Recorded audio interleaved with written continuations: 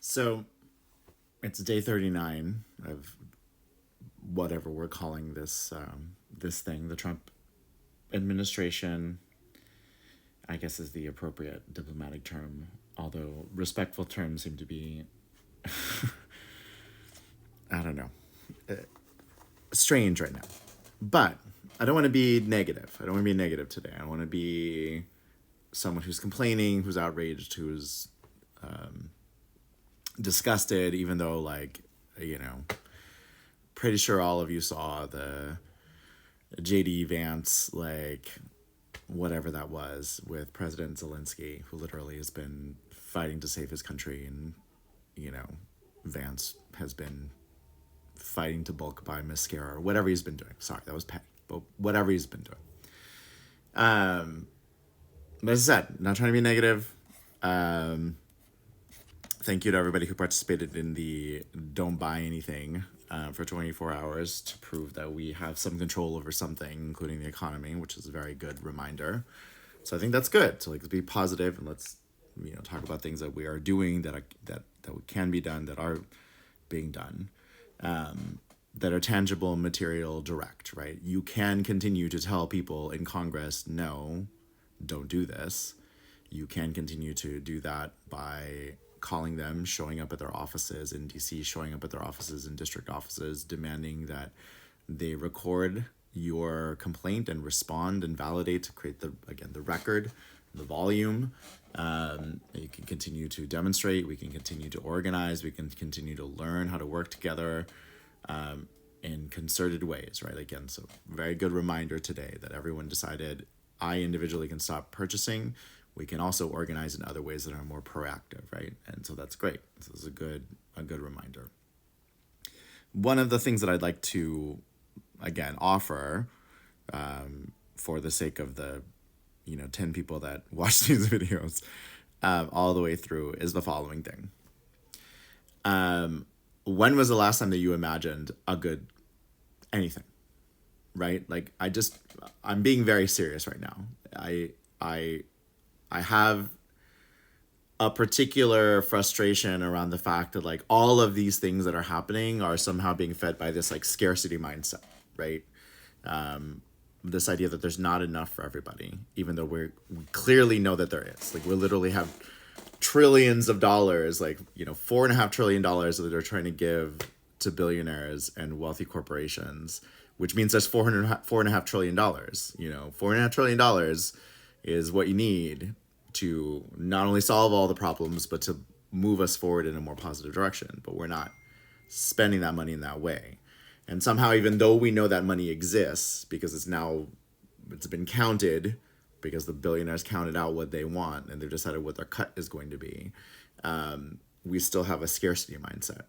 And I think the reason why we have a scarcity mindset, I think the reason why we think we can't have nice things, is we actually haven't done the work of imagining a good world, a positive world, right? I mean, there's literally this thing that happens, in American history, for example. I don't know if you guys remember, I don't have to read it in high school or whatever, but, like, do you remember Walden by Thoreau? Like, this is like an American utopian socialist experiment, right? Like, utopian socialism is a thing, right? And, like, again, all the way back into the 18th century in Europe, there's lots of people dreaming about, like, again, thinking about, arguing about, like, what, like, a perfect society would be. Most of our ability to think about a world in which everything is ordered is either fantastical in the sense that it's, like, from science fiction, as though, like, there's magic involved, there's aliens involved, there's stuff, like, beyond us that's involved. We don't have any visions of just, like, human beings on our own without the assistance of superheroes or without the assistance of whatever else actually getting to this amazing society, right?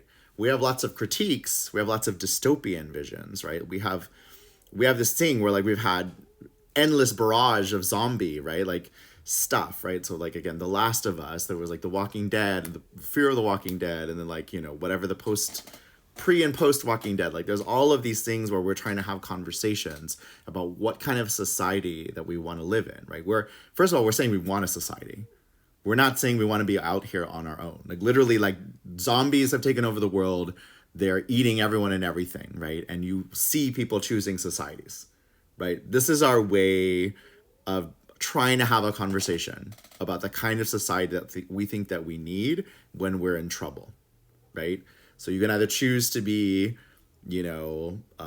like the whisperers and like, wear the masks of the zombies and pretend that you're zombies and like go along with what they're doing, right? You can be like the Negan 1.0, where you're like a bunch of people who are aggressive and terrorists and like vultures and hyenas, and they're taking from people and they're bullying people and they're robbing people and they're torturing people and they're taking from them so they can have their resources.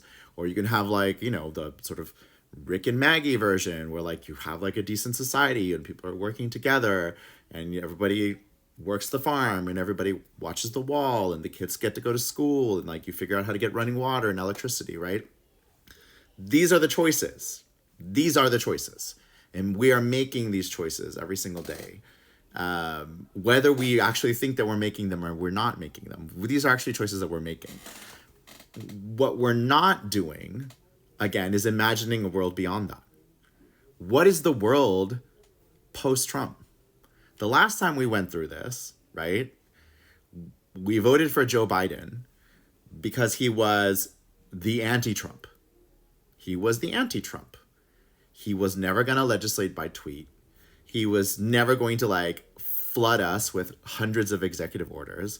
We were not going to see a new press secretary spontaneously after 3 weeks or like, generals getting fired. We weren't going to see that shit. We weren't going to see, upheaval and discord and like just the messiness of it. We were going to get stability. We were going to get boring. That's what that's what gave us Joe Biden. We wanted boring. And then we punished Joe Biden for being boring, right? Because it's basically like boring is not taking big swings, not doing big things, and not to like disparage what was accomplished under the Biden administration, because there actually was a good amount of really good shit that happened. I would argue if you're like, again, if you're in labor, if you're in a union, if you started a union, if you belong to a union, you're looking at Joe Biden with like pretty loving, eyes in the rearview mirror, because that's a really, good labor president, right?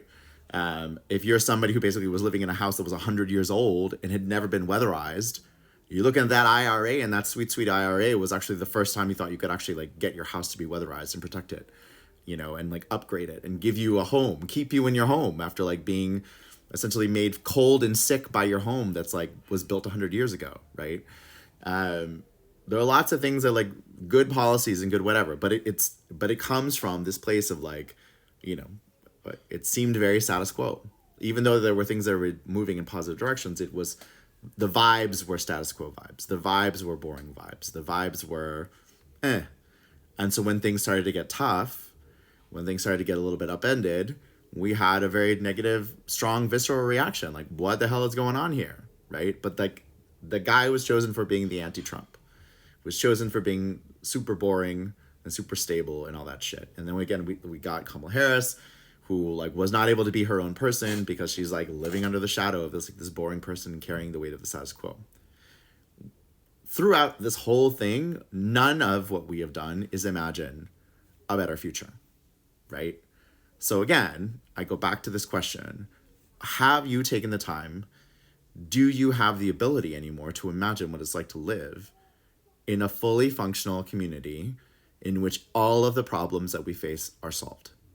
Without the intervention of magic or superheroes, right? Without the destruction of the Constitution, without the undermining of democracy, without, again, violation of every principle and dogma, everything you hold dear, right?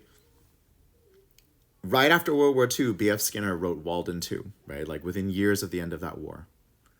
We're coming out of a period of complete chaos, and we're entering another period of complete chaos. And if we don't learn our lesson, I don't know that we're going to break free from this.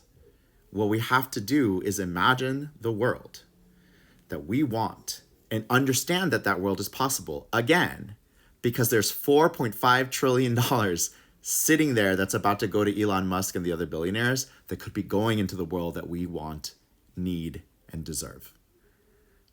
Claim ownership of what you want to see in the world, and then work to make it real.